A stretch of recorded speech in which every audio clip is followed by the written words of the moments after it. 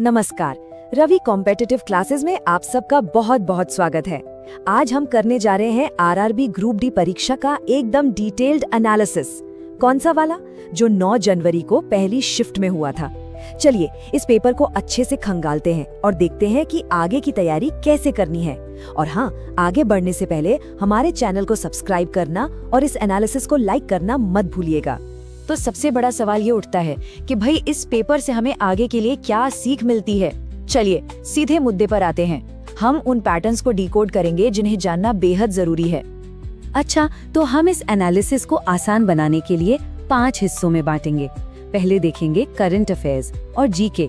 उसके बाद हम साइंस में घुसेंगे, यानी फिजिक्स, केमिस्ट्री और बायोलॉजी के सवाल। और आखिर में इन सब से क्या सीख मिलती है, यानी की टेकअवेज क्या हैं, उस पर बात करेंगे, ताकि आपकी स्ट्रैटेजी एकदम सॉलिड हो जाए। तो चलिए शुरुआत करते हैं अपने पहले सेक्शन से, करंट अफेयर्स और जीके। ये एक ऐसा सेक्शन है ना जहां अक्सर कंफ्यूजन रहता है कि भाई पढ़ें तो क्या पढ़ें। तो देखते हैं इस बार एग्जाम में क्या क्या पूछा गया। देखिए, एक काफी इंटरेस्टिंग सवाल आया इंटरनेशनल विमेंस डे के ऊपर, पर यहाँ एक छोटा सा ट्विस्ट था। सवाल सिर्फ डेट याद रखने का नहीं था, बल्कि उससे जुड़ा एक और इम्पोर्टेंट डे है, उसके बारे में आपकी नॉलेज चेक की जा रही थी। तो फर्क बिल्कुल साफ है।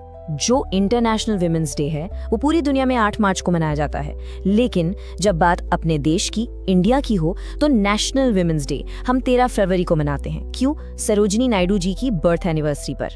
तो ये छोटा सा डिटेल है, पर एग्जाम के लिए बहुत इंपॉर्टेंट है, इसको जरूर याद रखिएगा। अच्छा, एग्जाम सेट करने वालों ने सिर्फ नेशनल लेवल की चीजों पर ही फोकस नहीं किया, उन्होंने स्टेट लेवल पर क्या हो रहा है उस पर भी ध्यान दिया, खास करके टेक्नोलॉजी और पॉलिसी से जुड़े मामलों में। जैसे कि ये सवाल पूछा गया एआई साइबर एक्शन इनिशिएटिव के बारे में, और इसका सही जवाब है महाराष्ट्र। ये इसलिए इम्पोर्टेंट है क्योंकि ये देश की पहली कॉम्प्रिहेंसिव, यानी पूरी तरह से AI powered cyber security strategy है। तो ये एक बहुत बड़ी बात है और एग्जाम के पॉइंट ऑफ व्यू से काफी जरूरी हो जाती है। इसके अलावा एक सवाल पद्म विभूषण अवार्ड से भी था। पूछा गया कि 2024 में कितने लोगों को ये अवार्ड मिला, तो इसका सीधा सा जवाब है 7। इससे एक बात साफ हो जाती है कि नेशनल अवार्ड्स और ऑनर्स पर पकड़ मजबूत रखनी पड़ेगी। चलिए अब आगे बढ़ते हैं और चलते हैं अपने अगले सेक्शन की तरफ, फिजिक्स। यहाँ एक चीज देखने को मिली कि एग्जाम में आपसे कोई बहुत कॉम्प्लेक्स कैलकुलेशंस नहीं करवाए गए, बल्कि जोर था फंडामेंटल कॉन्सेप्ट्स पर। मतलब आपकी बेसिक अंडरस्टैंडिंग कितनी क्लियर है, ये चेक किया गया। फिजिक्स में एक बिल्कुल क्लासिक सवाल आया, आप सबने सोचा होगा कभी ना कभी। सवाल था कि जब बिजली कड़कती है तो उसकी चमक पहले दिखती है और गरजने की आवाज बाद में सुनाई देती है। ऐसा क्यों? ये सवाल सीधे सीधे लाइट और साउंड की प्रॉपर्टीज पर आपकी बेसिक नॉलेज को टेस्ट करता है, और इसका जवाब छिपा है इन दोनों की स्पीड में। देखिए, जो लाइट की स्पीड है वो है लगभग 30 करोड़ मीटर पर सेकंड, जबकि साउंड बेचारा सिर्फ 343 मीटर पर सेकंड की स्पीड से चलता है। तो सोचिए कितना बड़ा फर्क है। इसी वजह से बिजली की चमक हम तक ऑलमोस्ट इंस्टेंटली पहुंच जाती है, लेकिन आवाज को आने में टाइम लगता है। फिजिक्स से एक और सवाल था, इस बार इलेक्ट्रिक पावर के फॉर्मूला से। यहाँ पर कैंडिडेट्स को 4 ऑप्शंस दिए गए थे और उन्हें गलत फॉर्मूला पहचानना था। इसके लिए आपको ओम्स लॉ की अच्छी समझ होनी चाहिए। तो यहाँ देखिए, इलेक्ट्रिक पावर के 3 सही फॉर्मूलाज हैं। पहला P = VI, दूसरा P = I²R और तीसरा है P = V²/R। एग्जाम में जो गलत ऑप्शन दिया गया था वो था P = R²I। तो ये तीनों सही वाले आपको बिल्कुल याद होने चाहिए। अब आते हैं अपने तीसरे सेक्शन पे, केमिस्ट्री। इसमें जो सवाल आए वो आए सेपरेशन टेक्निक्स और केमिस्ट्री के जो फंडामेंटल लॉज हैं उनसे जुड़े हुए। एक सवाल पूछा गया सोडियम और पोटेशियम जैसे मेटल्स के बारे में। अब ये जो मेटल्स होते हैं ना, ये बहुत ज्यादा रिएक्टिव होते हैं, इतने रिएक्टिव कि इन्हें इनके ओर से निकालने के लिए नॉर्मल तरीके काम ही नहीं करते। तो इनके लिए जो सही मेथड है उसे कहते हैं इलेक्ट्रोलिटिक रिडक्शन। इसमें सिंपल से 3 स्टेप्स होते हैं। पहले ओर को पिघलाकर लिक्विड बना लो, फिर उस पिघले हुए सॉल्ट से इलेक्ट्रिक करंट पास करो और बस प्योर मेटल आपको कैथोड पर मिल जाएगा। ये करना इसलिए जरूरी है क्योंकि कार्बन इतना पावरफुल नहीं है कि इन हाई रिएक्टिव मेटल्स को रिड्यूस कर पाए। केमिस्ट्री सेक्शन में एक और बेसिक लॉ से सवाल आया। ये लॉ जोसेफ प्राउस्ट ने दिया था और इसका नाम है लॉ ऑफ डेफिनेट प्रोपोर्शंस, यानी निश्चित अनुपात का नियम। आइए देखते हैं ये क्या है।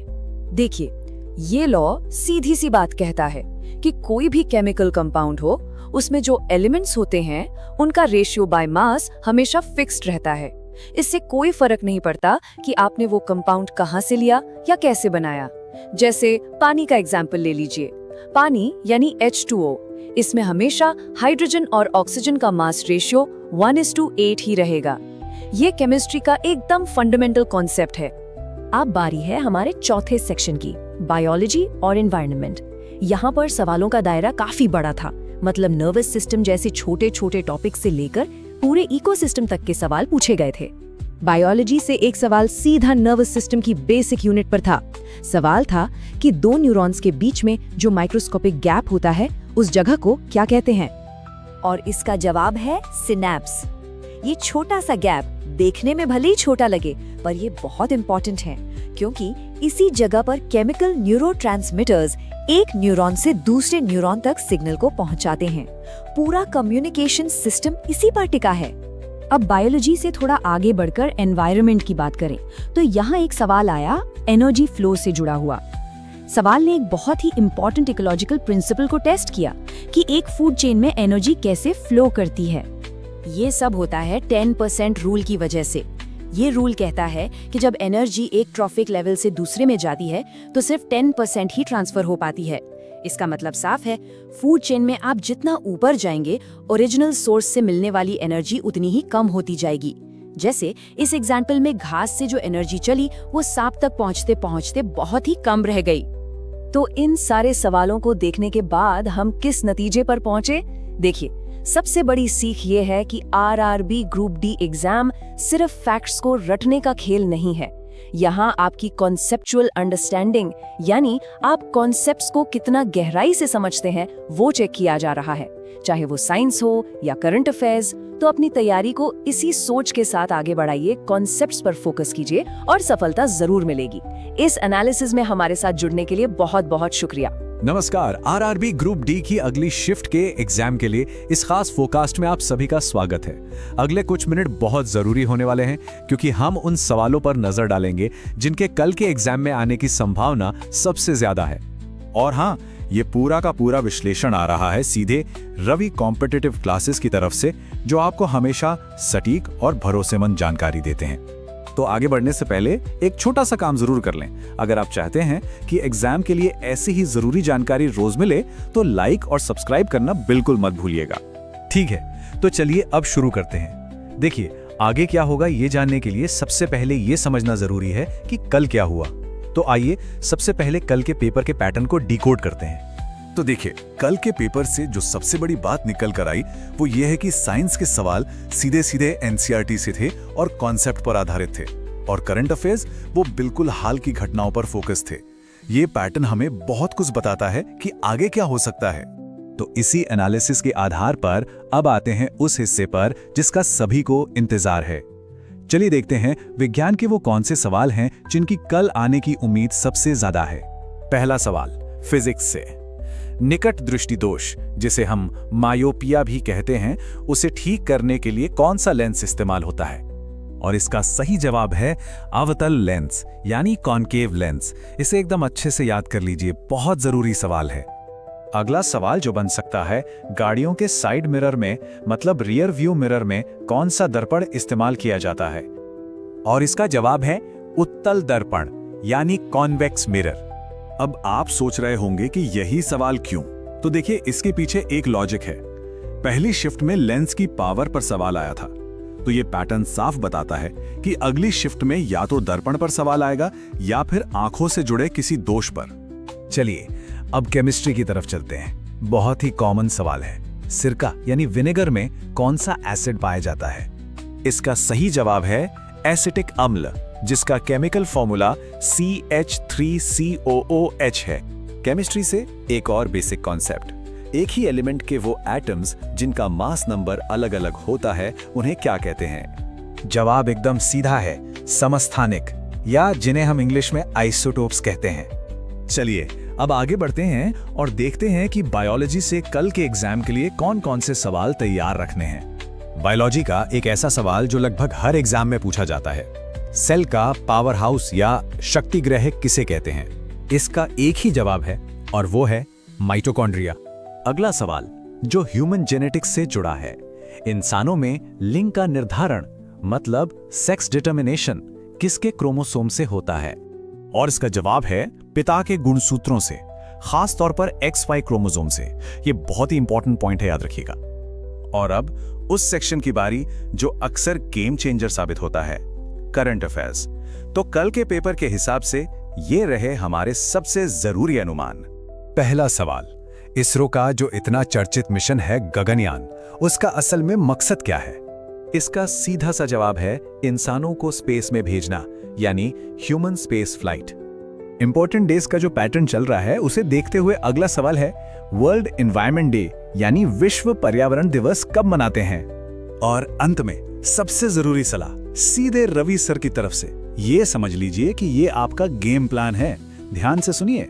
उनका कहना है पेपर का लेवल मॉडरेट है, साइंस में सिर्फ रटना नहीं है, उसकी एप्लीकेशन पर ध्यान देना है। और करंट अफेयर्स में पिछले 6 महीने के स्पोर्ट्स और अवार्ड्स, खासकर 2025 से जुड़े, उन्हें अच्छे से देखकर जाना है। बस इस सलाह को अपनी तैयारी का आधार बनाइए। आप सभी को एग्जाम के लिए बहुत बहुत शुभकामनाएं।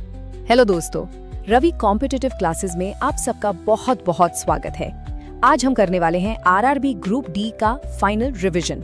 हम पिछले पेपर्स के वो सारे जरूरी सवाल डिकोड करेंगे जो बार बार पूछे जाते हैं। तो अगर आप अपनी तैयारी को एक आखिरी मजबूत धार देने के लिए तैयार हैं, तो चलिए शुरू करते हैं। और हाँ, ऐसे ही और रिवीजन सेशंस के लिए चैनल को सब्सक्राइब जरूर कर लीजिएगा। तो चलिए सीधा मुद्दे पर आते हैं। देखिए, ये सिर्फ कुछ सवालों की लिस्ट नहीं है, ये है एक पैटर्न डिकोडिंग सेशन। हम उन टॉपिक्स पर अटैक करेंगे जो एग्जामिनर के फेवरेट हैं, जो बार बार एग्जाम में आते हैं, ताकि आपकी मेहनत एकदम सही दिशा में लगे। सबसे पहले बात करते हैं साइंस की। देखिए, साइंस में सफलता रट्टा मारने से नहीं मिलती, बल्कि इन मेन कॉन्सेप्ट्स को समझने से मिलती है जो बार बार घूम फिर कर आते हैं। तो चलिए फिजिक्स, केमिस्ट्री और बायोलॉजी के सबसे जरूरी पैटर्न को अनलॉक करते हैं। फिजिक्स की बात करें तो लाइट और ऑप्टिक्स मतलब प्रकाशिकी एक ऐसा टॉपिक है जहां से सवाल बनते ही बनते हैं। लेंस, मिरर और लाइट की प्रॉपर्टीज, ये सब बहुत जरूरी हैं। ये रहा एक क्लासिक सवाल, मतलब ये सवाल तो लगभग हर शिफ्ट में किसी न किसी तरह से पूछ ही लिया जाता है। कुछ याद आया? सोचिए, इसका लेना देना लाइट के मुड़ने से है। जी हाँ, बिल्कुल सही। इसका जवाब है वायुमंडलीय अपवर्तन।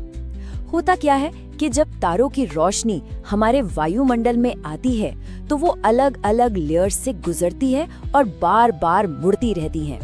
बस इसी वजह से हमें तारे टिमटिमाते हुए दिखाई देते हैं। सिंपल है ना?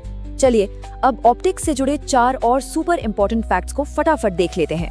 पहला, मायोपिया यानी निकट दृष्टि दोष को ठीक करने के लिए अवतल लेंस लगता है। दूसरा, डेंटिस्ट दांतों को बड़ा करके देखने के लिए अवतल दर्पण का इस्तेमाल करते हैं। तीसरा, optical fibre total internal reflection के सिद्धांत पर काम करता है।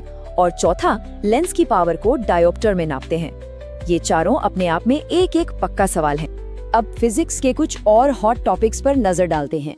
पानी की बूंदें गोल क्यों होती हैं? सरफेस टेंशन यानी पृष्ठ तनाव के कारण।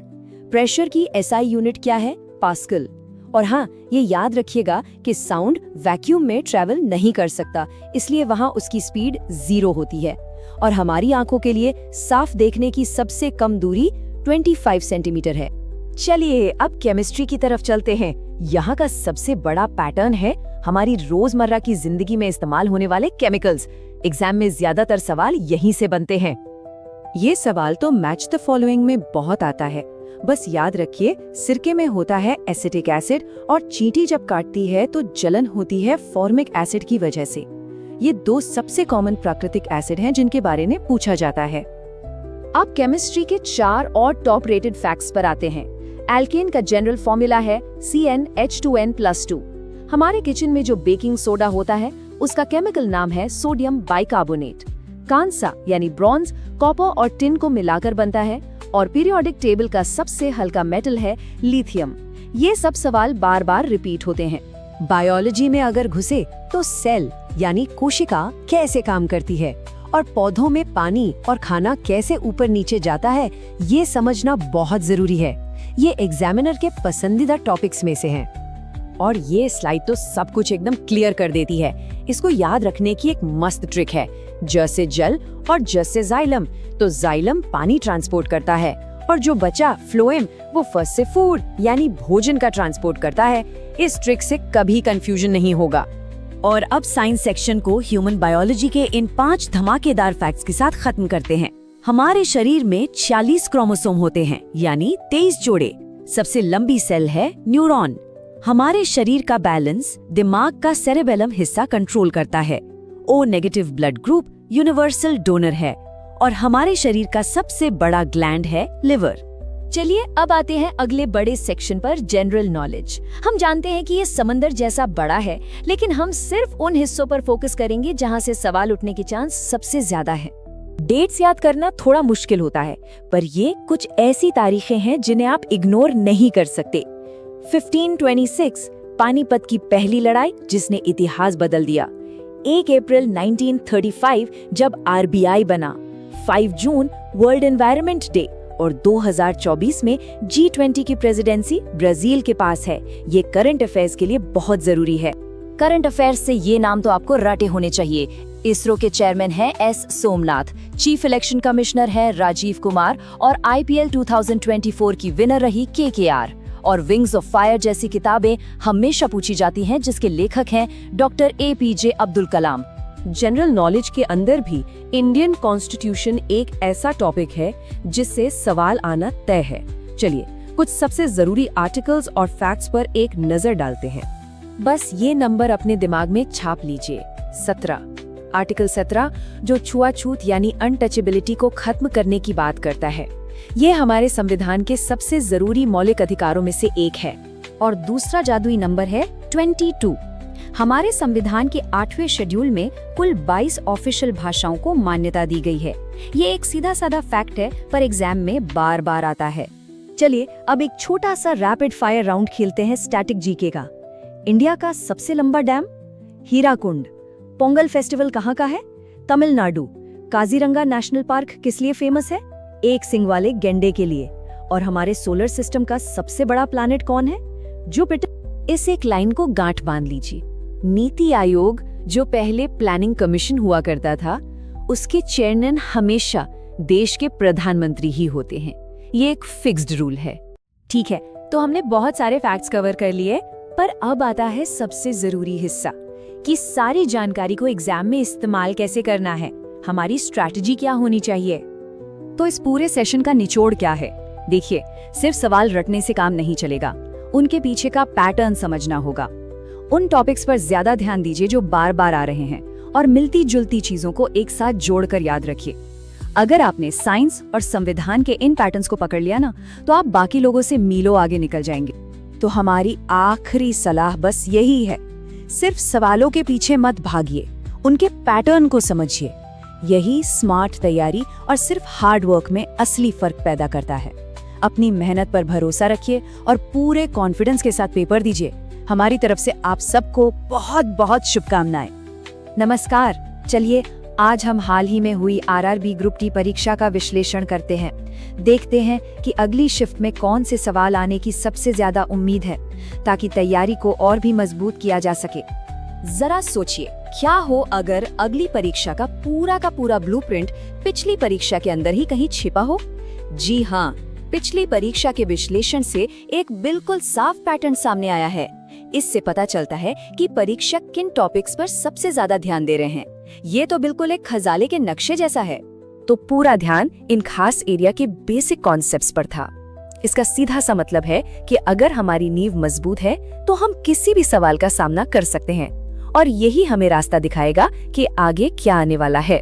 तो हम इसी विश्लेषण के आधार पर हर विषय को एक एक करके देखेंगे। फिजिक्स से लेकर जनरल नॉलेज तक हम उन सभी संभावित सवालों को कवर करेंगे जिनसे तैयारी एकदम पक्की हो जाए। ठीक है, तो चलिए शुरुआत करते हैं भौतिकी यानी फिजिक्स से। पिछले एग्जाम में प्रकाश और दर्पणों के साथ साथ द्रव्य यांत्रिकी के सिद्धांतों पर आधारित सवाल काफी ज्यादा पूछे गए थे, तो इन्हीं विषयों पर ध्यान देते हैं। अरे ये तो एक क्लासिक सवाल है ना? लगभग हर परीक्षा में पूछा ही जाता है। ये प्रकाश के एक बहुत ही महत्वपूर्ण सिद्धांत यानी वायुमंडलीय अपवर्तन की हमारी समझ को परखता है। तो याद रखने वाली सबसे जरूरी बात ये है कि तारे असल में टिमटिमाते नहीं हैं। ये सब तो हमारे वायुमंडल का कमाल है। जब तारों की रोशनी हमारे वायुमंडल की अलग अलग परतों से गुजरती है, तब ये टिमटिमाने वाला असर पैदा होता है। अब ये सवाल हमारी रोजमर्रा की जिंदगी से जुड़ा है। क्या कभी सोचा है कि डेंटिस्ट जो शीशा इस्तेमाल करते हैं और जो हमारी कार के साइड मिरर में लगा होता है, वो अलग अलग क्यों होते हैं? और यहाँ दोनों के बीच का फर्क बिल्कुल साफ है। डेंटिस्ट अवतल दर्पण का इस्तेमाल करते हैं ताकि दांतों की एक बड़ी और साफ तस्वीर दिखे। वहीं दूसरी तरफ कार में उत्तल दर्पण लगा होता है ताकि देखने के लिए एक बड़ा एरिया मिले, जिससे ड्राइविंग ज्यादा सुरक्षित हो जाती है। चलिए अब रसायन विज्ञान की ओर बढ़ते हैं। यहाँ मिश्रणों को अलग करने की तकनीक और मिश्र धातुओं जैसे विषयों से सवाल आने की सबसे ज्यादा संभावना है। ये तो एक बहुत ही आम उदाहरण है ना? लेकिन इसके पीछे की साइंस क्या है? ये हमें एक मौलिक वैज्ञानिक सिद्धांत की ओर ले जाता है, जिसे अपकेंद्रण या सेंट्रीफ्यूगेशन कहते हैं। चलिए देखते हैं कि ये काम कैसे करता है। और मजेदार बात यह है कि यही सिद्धांत वॉशिंग मशीन में कपड़े सुखाने के लिए भी इस्तेमाल होता है। दोनों ही मामलों में घनत्व के आधार पर चीजों को अलग करने के लिए अपकेंद्री बल का उपयोग किया जाता है। मिश्र धातुओं के बारे में ये सवाल अक्सर पूछा जाता है, और अच्छी खबर ये है कि इसे याद रखने की एक बहुत ही आसान सी ट्रिक है। इसका जवाब है तांबा और जिंक। और इसे याद रखने के लिए बस एक सरल सा हिंदी शब्द याद रखना है, पिताजी। पी से पीतल, ता से तांबा और जी से जिंक। है ना कितना आसान? अब बारी है जीव विज्ञान यानी बायोलॉजी की। इसमें कोशिका, जो जीवन की सबसे बुनियादी इकाई है, और पौधों में काम करने वाले सिस्टम पर ध्यान केंद्रित किया गया है। ये सवाल तो जीव विज्ञान की दुनिया का सुपरस्टार है। ये इतना बुनियादी है और इतनी बार पूछा जाता है कि सबको इसका जवाब जरूर पता होना चाहिए। तो यहाँ मुख्य बात ये है कि माइटोकॉन्ड्रिया कोशिका के लिए ऊर्जा पैदा करने का काम करता है, जिससे कोशिका के सारे काम होते हैं। बिल्कुल वैसे ही जैसे एक पावर हाउस पूरे शहर को बिजली देता है, इसीलिए इसे पावर हाउस कहते हैं। ये सवाल पौधों की परिवहन प्रणाली के बारे में हमारे ज्ञान को परखता है। और हाँ, मिश्र धातुओं की तरह ही इसे याद रखने के लिए भी एक आसान ट्रिक है। यहाँ देखिए एक साधारण सी साउंड ट्रिक कैसे हमारी मदद कर सकती है। फ्लोएम सुनने में फूड जैसा लगता है, तो ये भोजन का परिवहन करता है। और जाइलम सुनने में जल जैसा लगता है, तो ये पानी का परिवहन करता है। कितना आसान है। और अंत में चलिए सामान्य ज्ञान और करंट अफेयर्स के कुछ ऐसे सवालों पर नजर डालते हैं जिनके परीक्षा में आने की बहुत ज्यादा संभावना है। खेल पुरस्कारों से जुड़े सवाल अक्सर आते हैं, खासकर जब उनमें कोई खास डेटा हो। पुरस्कार राशि जैसे तथ्य याद रखना बहुत जरूरी हो जाता है। तो सही राशि है 25 लाख रुपए।